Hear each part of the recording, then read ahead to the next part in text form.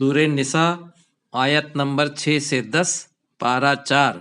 اعوذ باللہ من الشیطان الرجیم، بسم اللہ الرحمن الرحیم۔ وابتلوا الیتامی، اور آزماؤ یتیموں کو، حتی اذا بلغوا النکاح، حتیٰ کہ وہ پہنچ جائیں نکاح کی عمر کو۔ فإن آنستم منہم رشدًا، پھر اگر تم محسوس کرو ان میں سمجھداری، فادفعوا الیہم اموالہم، تو دے دو ان کو ان کے مال، ولا تاکلوها اسرافا وبدارا، اور نہ کھاؤ اس کو فضول خرچی سے جلدی جلدی، ان یکبروا، کہ وہ بڑے ہو جائیں۔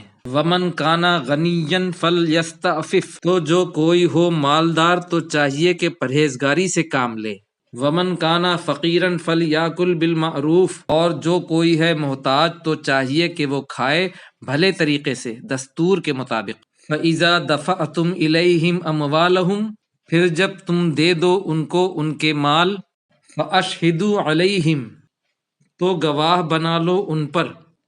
وَكَفَى بِاللَّهِ حَسِيبًا، اور کافی ہے اللہ حساب لینے والا۔ لِلرِّجَالِ نَصِيبٌ مِّمَّا تَرَكَ الْوَالِدَانِ وَالْأَقْرَبُونَ، مردوں کے لیے ایک حصہ ہے اس میں سے جو چھوڑ جائیں والدین اور رشتہ دار۔ وَلِلنِّسَاءِ نَصِيبٌ مِّمَّا تَرَكَ الْوَالِدَانِ وَالْأَقْرَبُونَ، اور عورتوں کے لیے ایک حصہ ہے اس میں سے جو چھوڑ جائیں والدین اور رشتہ دار۔ مِّمَّا قَلَّ مِنْهُ أَوْ كَثُرَ، اس میں سے تھوڑا ہو یا زیادہ۔ نصیبًا مفروضا، حصہ مقرر ہے۔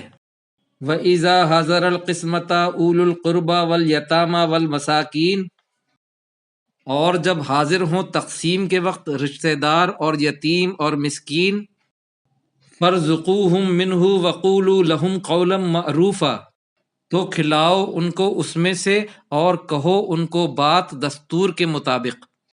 وَلْيَخْشَ الَّذِينَ لَوْ تَرَكُوا مِنْ خَلْفِهِمْ ذُرِّيَّةً ضِعَافًا خَافُوا عَلَيْهِمْ، اور چاہیے کہ ڈریں وہ لوگ اگر وہ چھوڑ جائیں اپنے پیچھے اولاد کمزور تو خوف کریں ان پر۔